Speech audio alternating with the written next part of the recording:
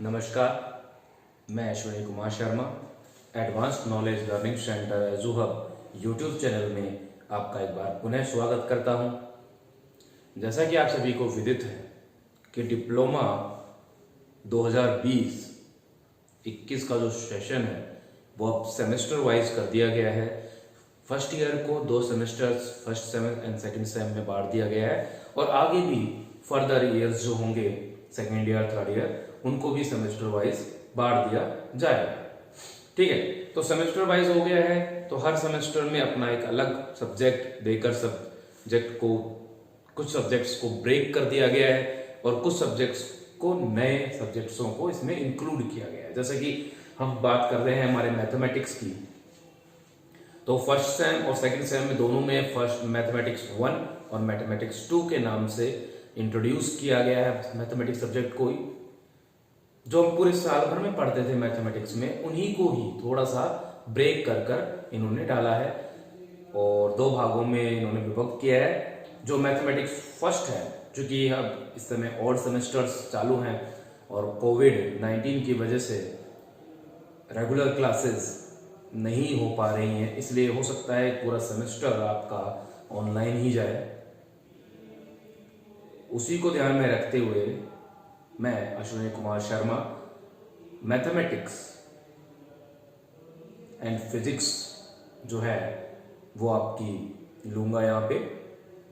Semesters first के लिए हम स्टार्ट करेंगे। आज हमारी जो क्लास है वो मैथमेटिक्स फर्स्ट की है और हम बात करें इसके सिलेबस की, तो इसके सिलेबस में सबसे पहली बात जो है वो है कि सिलेबस को जो पूरा ईयर का था उसको ब्रेक कर दिया गया है। फर्स्ट यूनिट के रूप में ट्रिग्नोमेट्री डाली गई है आपकी, जो कि आप पहले पढ़ रहे थे ट्रिग्नोमेट्री वही पूरा है, बट अब क्या कर दिया कि पूरे साल भर की जगह इसको फर्स्ट सेमेस्टर में डाल दिया गया। तो ट्रिग्नोमेट्री है आपकी। फिर आपके पास आपका डिफरेंशियल कैलकुलस है जिसमें फंक्शंस भी हैं, डिफरेंशियल इक्वेशंस आपकी पूरी आप डिफरेंशियल कैलकुलस को इसमें पढ़ेंगे। ठीक है, तो इस हिसाब से अगर हम देखें तो हमारा ये जो सिलेबस है ये काफी हद तक इजी सिलेबस गोइंग होगा फर्स्ट सेम का मैथमेटिक्स 1 का।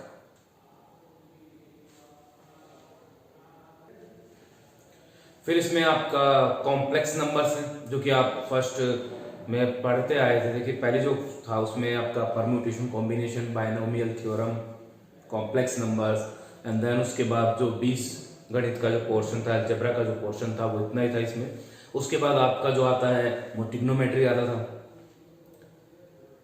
ठीक है, तो अब की बार क्या किया गया है, सबसे पहले आपको डाला गया है ट्रिग्नोमेट्री को, उसके बाद आपका डिफरेंशियल कैलकुलस इसमें है पूरा, उसके बाद आपका कॉम्प्लेक्स नंबर्स का है, उसके बाद आपका यहाँ पे हम बात करें तो पार्शियल फ्रैक्शंस को डाला गया है, पार्शियल फ्रैक्शंस की यूनिट को भी डाला गया है and then binomial theorem and permutation and combination को इसमें बनाया गया है। इस तरह से आपका ये डिवाइडेशन किया गया है। तो हम अब शुरुआत करेंगे। देखिए जैसे हम मैथमेटिक्स में पहले पढ़ते थे वैसा ही पढ़ेंगे। कोई वो नहीं है कि किसी भी टॉपिक को कहाँ से स्टार्ट किया जाए, जो आपको बेस्ट लगता है आप उसी टॉपिक की वीडियोस को देखिएगा, उसी टॉपिक से स्टार्ट कीजिएगा। हम वीडियोस स्टार्ट करेंगे शुरुआत से लेकर एंडिंग की तरफ। इसका मतलब हम स्टार्टिंग करेंगे हमारे ट्रिग्नोमेट्रिक पोर्शन से। ठीक है, तो हमारा जो ट्रिग्नोमेट्रिक पोर्शन है उससे हम स्टार्ट करेंगे और हम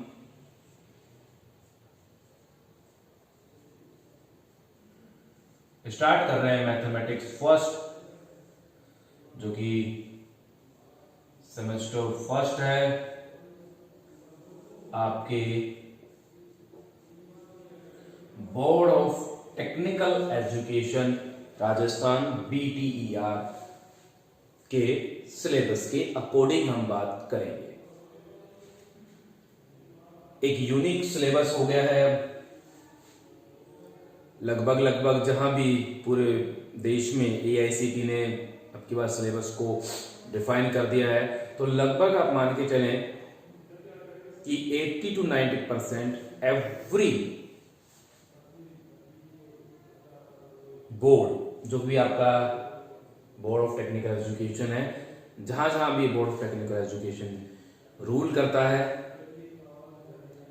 उस स्टेट में आपको सिलेबस आपका एज इट इज मिलेगा। कहीं इंग्लिश टू इंग्लिश पढ़ाया जाता है, कहीं हिंदी टू हिंदी पढ़ाया जाता है, कहीं हिंदी इंग्लिश मिक्स पढ़ाया जाता है, और हमारे यहाँ भी हिंदी और इंग्लिश मिक्स है। ठीक है, हमारे यहाँ पे हिंदी और इंग्लिश का मिक्सचर होता है, क्योंकि हम जानते हैं कि कुछ बच्चे जो हैं वो इंग्लिश मीडियम के पेपर को अटेम्प्ट करते हैं, इंग्लिश में अटेम्प्ट करते हैं पेपर को, कुछ हिंदी में अटेम्प्ट करते हैं। मोस्ट ऑफ 80 से 85% जो हमारे डिप्लोमा बच्चे हैं वो हिंदी मीडियम को बिलोंग करते हैं। दैट्स व्हाई हम यूज कर रहे हैं हिंदी लेक्चर्स को। बट सब्जेक्ट जो मैथमेटिक्स है, ये हिंदी और इंग्लिश दोनों ही विद्यार्थियों के लिए एक जैसा है। अगर मैं इंग्लिश टू इंग्लिश पढ़ाऊंगा तो भी हिंदी वाले आराम से समझ सकते हैं, और हिंदी में पढ़ाऊंगा तो भी इंग्लिश वाले आसानी से इसको समझ सकते हैं। तो देखिए, बीटीआर के सेमेस्टर 1 का पहला सब्जेक्ट हम आज शुरू कर रहे हैं, मैथमेटिक्स फर्स्ट। और इस मैथमेटिक्स फर्स्ट में भी हम पहली यूनिट फर्स्ट स्टार्ट करेंगे, जो कि है आपकी त्रिकोणमिति। ठीक है, त्रिकोणमिति। तो हम त्रिकोणमिति की बात करेंगे। क्या होता है त्रिकोणमिति, क्या क्या इसके टॉपिक्स हैं। देखिए, टॉपिक्स में कहीं कोई भी अंतर नहीं। जो सिलेबस में आप पिछले साल तक पढ़ रहे थे फर्स्ट ईयर में ट्रिग्नोमेट्री का, वही पूरा सिलेबस वही है, एक भी पॉइंट अलग नहीं है। तो कहीं भी कोई दिक्कत नहीं है आपको समझने में, और आपको ऐसा भी प्रतीत नहीं होगा कि भाई कुछ एक्स्ट्रा डाल दिया गया है। नहीं, सब कुछ वही है, बस एक पूरे सब्जेक्ट को दो भागों में ब्रेक कर दिया गया, सेमेस्टर 1 और सेमेस्टर 2 के। ठीक है, तो हम बात कर रहे हैं अब हमारे यहाँ पे त्रिकोणमिति की। तो देखिए, त्रिकोणमिति की शुरुआत आपको सबको पता है कि जब हम त्रिकोणमिति की शुरुआत करेंगे तो सबसे पहली जो चीज है त्रिकोणमिति की, वो क्या निकल के आती है? त्रिकोणमिति कहते किसे?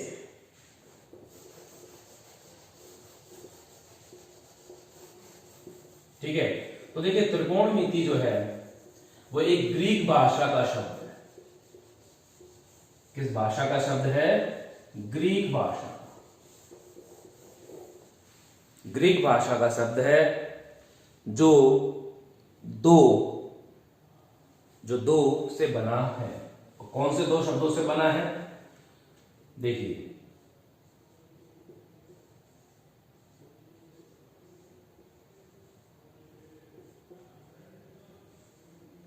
ट्रिगोनोमेट्री, ये एक ग्रीक भाषा का शब्द है जो कि दो शब्दों ट्रिगोनोन और मेट्रोन से मिलकर बना है। देखिए, अभी हम स्टार्ट कर रहे हैं बेसिक, इसलिए हम इसको बेसिक पे ही लेके आएंगे। आज की क्लास हमारी बेसिक क्लास होगी, थोड़ा थोड़ा सा पढ़ेंगे, चीजों को समझेंगे, स्टार्टिंग है इसलिए एक दो क्लास हम बहुत ही स्लो चलेंगे। जैसे जैसे आप जुड़ते जाएंगे, समझते जाएंगे, धीरे धीरे धीरे धीरे हम इस क्लास को अपने रूटीन में, जैसे कि आप देखते होंगे कि हमारे प्रीवियस जो लेक्चर्स हैं, थोड़ा बेसिक से लेकर हम लगातार चलाते गए हैं क्लासेस वर्क में, क्लासरूम स्टडीज में, तो वैसा ही हम ऑनलाइन स्टडीज में भी वही करेंगे। शुरुआत में हम आपको बेसिक समझाते चलेंगे, थोड़ा थोड़ा सा इनसे फैमिलियर करते चलेंगे, मिलाते हुए चलेंगे आपको, कि आप एक मिल रूप के समझ सकें कि भी चीजें क्या है ये, और उसके बाद हम अपनी रफ्तार को बढ़ाएंगे। धीरे धीरे धीरे बढ़ाते हुए हम हमारे सिलेबस को कंप्लीशन की तरफ ले चलेंगे। तो देखिए, ट्रिग्नोन और मेट्रोन दो शब्दों से मिलकर बना है, जहां ट्रिग्नोन का मतलब है त्रिभुज की भुजाओं से, या यूं कह सकते हैं त्रिभुज से संबंधित, और मेट्रोन का संबंध है मापन से। जहां त्रिभुज के मापन के ऊपर बात करें या त्रिभुज की भुजाओं, उनके कोणों के संबंधों के मापन के ऊपर बात करें, तो वो जो मापन है, उस संबंध के मापनों के जो बात कर रहे हैं, जिस विषय में बात कर रहे हैं, वो विषय आपका कौन सा कहलाता है? ट्रिग्नोमेट्री कहलाता है। ठीक है, तो ट्रिग्नोमेट्री आपके दो शब्दों ट्रिग्नोन और मेट्रोन से मिलकर बना है। ठीक है, अब हम बात करते हैं इसमें एंगल्स। एंगल मतलब कोण। याद रखिए कि एंगल का मतलब क्या है? कोणों से मतलब है।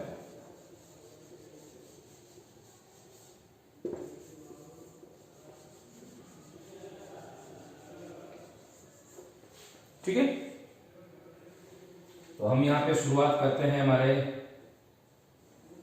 एंगल की, और एंगल का मतलब होता है कोण।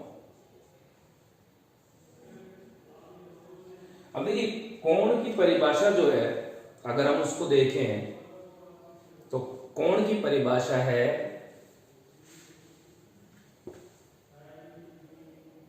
हम एक डायग्राम बना देते हैं और अब इससे समझते हैं।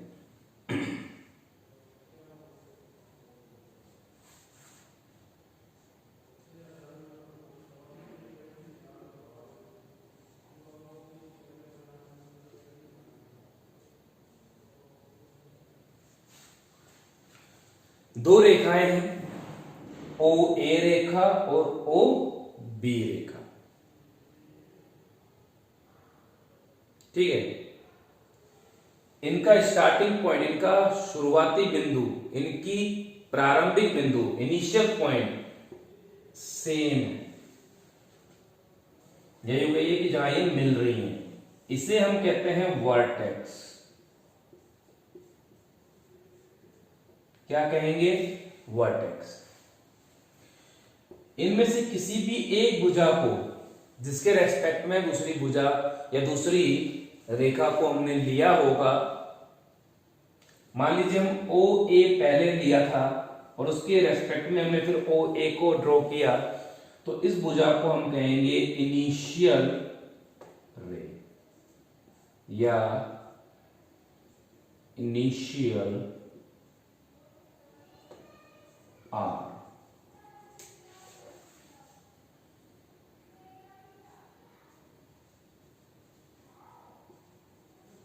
और यह आपकी कहलाएगी टर्मिनल आर्म या फाइनल आर्म। ठीक है, तो ये चीज आइए समझ में आपको। अब हम बात करते हैं कोण की। देखिए, कोण क्या होता है? एक यूनियन होता है, एक संघ होता है दो रेखाओं का, जो कि आपस में नॉन कोलिनियर है, मतलब एक ही समानता में नहीं है। मतलब ओ ए इस डायरेक्शन में जा रही है तो ओ भी इस डायरेक्शन में जा रही है, तो नॉन कोलिनियर रेस या रेखाओं का एक संघ होता है, जो किसी एक कॉमन बिंदु या एक कह सकते हैं कि कॉमन बिंदु पर आकर मिलती हैं या प्रारंभ होती हैं।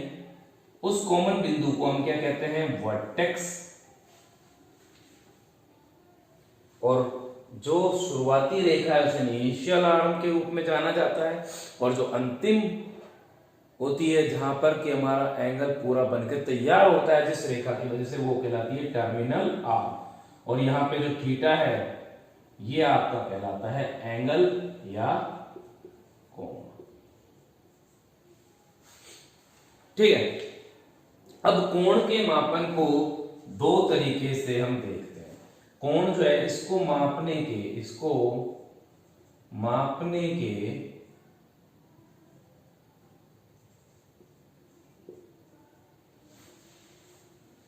दो रूप हैं। पहला है डिग्री और दूसरा है रेडियन।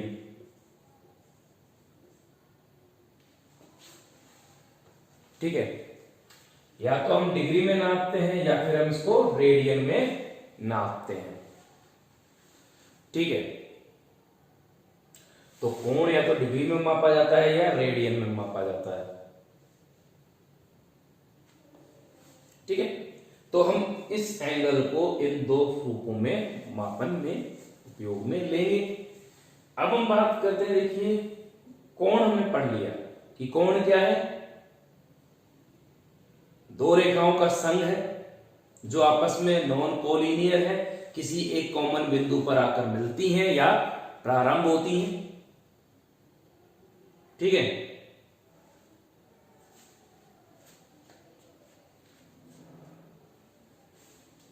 तो अब हम उस एंगल को मापने के दो रूप है, डिग्री में मापा जा सकता है या रेडियन में मापा जा सकता है, लिखा जा सकता है।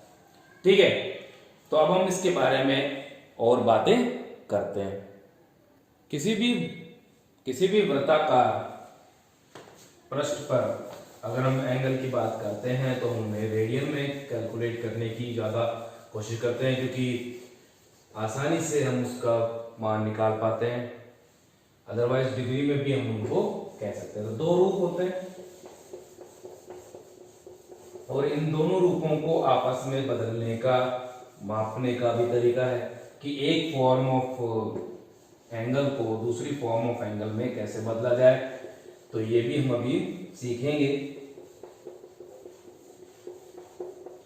तो आज हमारा जो पहला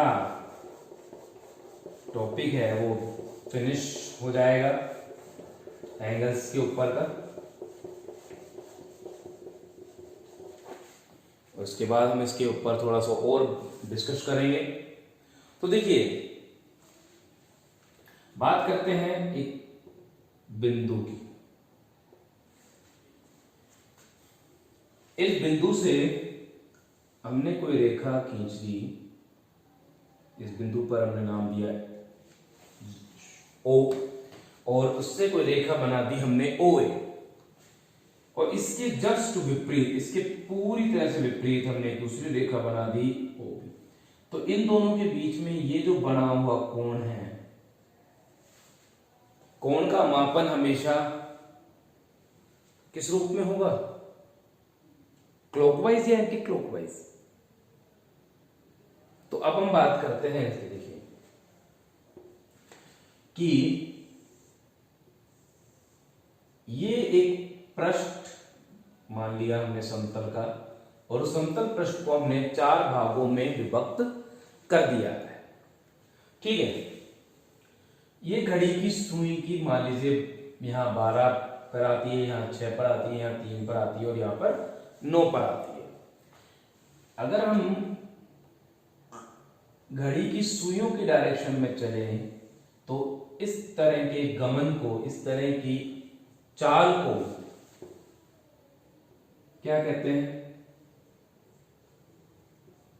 दक्षिणावर्त या क्लॉकवाइज डायरेक्शन। ठीक है, दक्षिणावर्त या क्लॉकवाइज डायरेक्शन। अब हम बात करें हमारे दूसरी पॉइंट की। तो देखिए दूसरा पॉइंट क्या है कि यदि हम इस घड़ी की 12 की जो सुई इसके विपरीत चले, उल्टा होकर फिर यहां पर आए, मतलब जिस अभी इस तरह से डायरेक्शन में उस घड़ी की सुइयां चल रही थी, उस डायरेक्शन में ना चलकर उसके विपरीत दिशा में चले, तो इस तरह के गमन को या इस तरह की चाल को क्या कहते हैं, वामावर्त कहते हैं।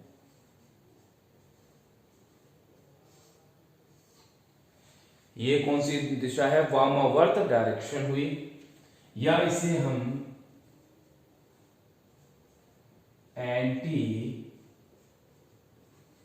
क्लॉकवाइज डायरेक्शन भी कहते हैं। ठीक है, वामावर्त या एंटी क्लॉकवाइज डायरेक्शन भी कहते हैं। ठीक है, तो आप एक बार देख सकते हैं इसे।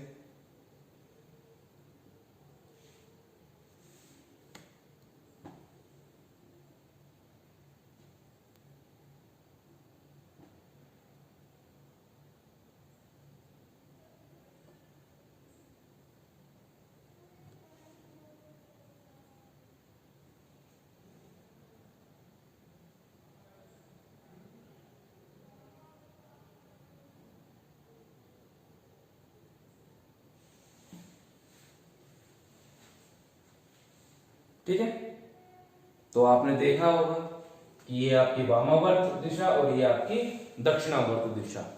अब हम दोनों ही दिशाओं में आपके कोणों के मापन की बात करें। ठीक है, क्यों करेंगे? देखिए, जो आपकी वामावर्त दिशा है इसे प्लस दिशा या धनात्मक दिशा कहेंगे।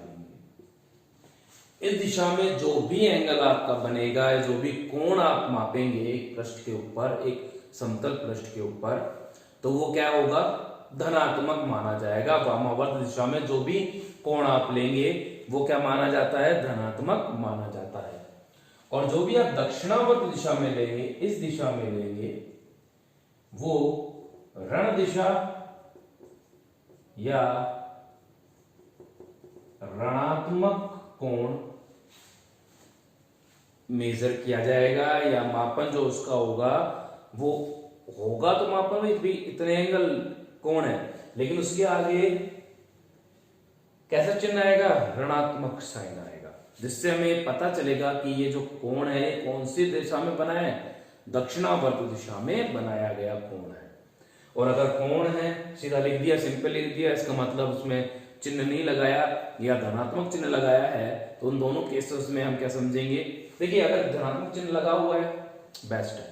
कभी भी आप मैथमेटिक्स कर रहे हैं तो आपको धनात्मक चिन्ह लगाना चाहिए, लेकिन आप नहीं लगाते हैं, बाई चांस नहीं लगाते हैं तो भी रॉन्ग नहीं होगा, लेकिन टेक्निकली आपको प्लस और माइनस को दिखाना चाहिए।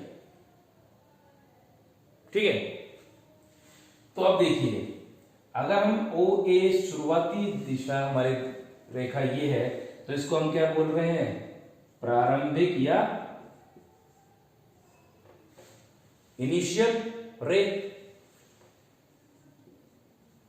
या रेखा। ठीक है, इससे चलकर दूसरी रेखा हमने इसके जस्ट विपरीत खींची, तो यह आपकी कैसी है? टर्मिनल रेखा।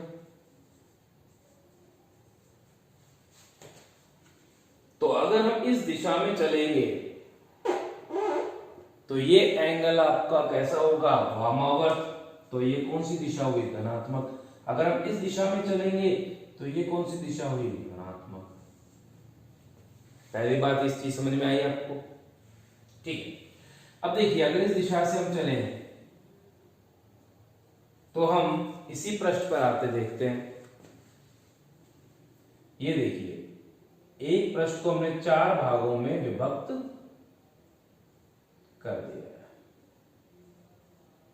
कितने भागों में विभक्त कर दिया है? 4 भागों में। अब हम इन 4 भागों को 4 क्वाड्रेंट लेके चलते हैं, चतुर्थांश। ये प्रथम चतुर्थांश, ये द्वितीय चतुर्थांश, ये तृतीय और ये चौथा। क्यों ऐसा क्यों लिया है कि पहला इसको लिया, दूसरा इसको लिया? क्योंकि हमने बोला है कि वामावर्त दिशा में जो भी चीज करेंगे वो कैसा कोण होगा? धनात्मक कोण होगा। इसलिए अगर इस डायरेक्शन में चलेंगे तो कोण का मान क्या होगा? धनात्मक होगा, और हमें समझने में आसानी भी होगी। इसलिए हमने क्या किया है? वामावर्त दिशा में ही इसका विभाजन कर दिया है। ये पहला चतुर्थांश, ये दूसरा, ये तीसरा और ये चौथा चतुर्थांश ले लिया।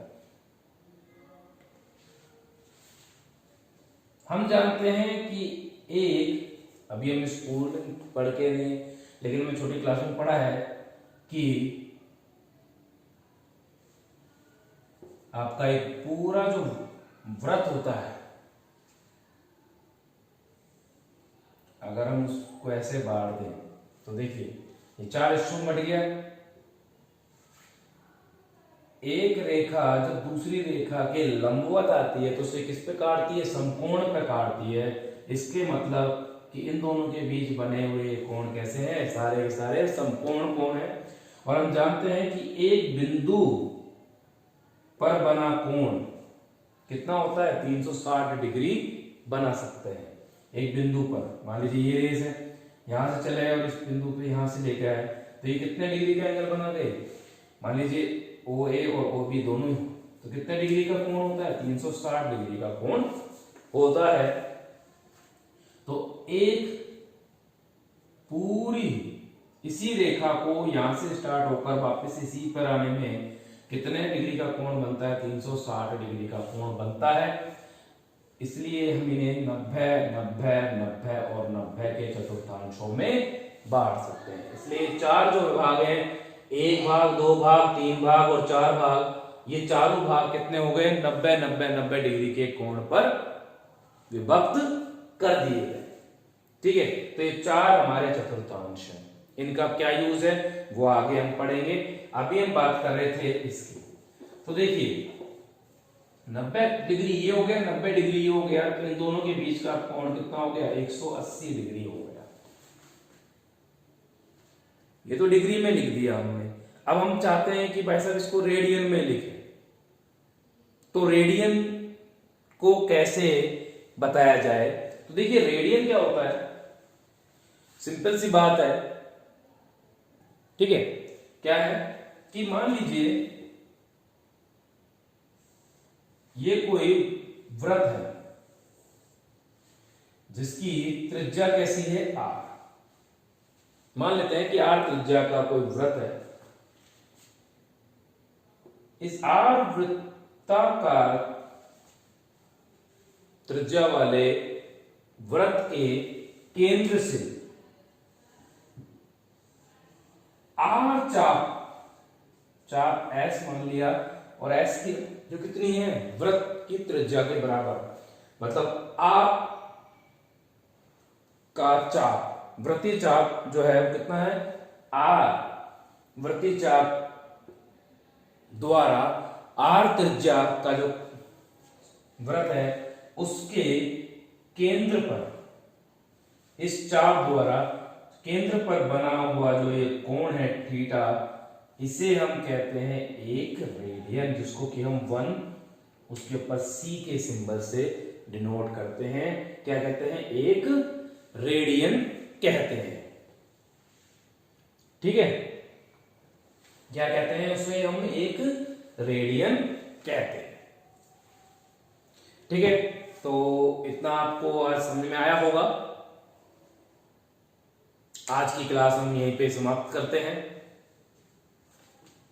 क्योंकि आज इनिशियल क्लास थी, शुरुआती क्लास थी, थोड़ा बेसिक समझाने के साथ साथ चीज़ों को बताने के लिए, क्योंकि सेमेस्टर सिस्टम हो गया है, तो संदर्भ में हमने इस क्लास को बहुत ही शॉर्ट बनाया है।